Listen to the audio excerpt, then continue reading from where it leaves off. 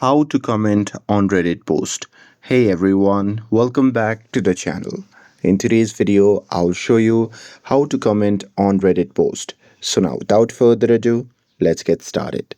So here first thing first, open the Reddit app on your phone and make sure that you're logged in to your account. And now here, once you are inside the app, just scroll through your feed or open a subreddit, and there you can just tap on any post that you want to comment on. And now there under the post you will see the comment icon, so there you can just tap on it, and after that it will open the comment section from you.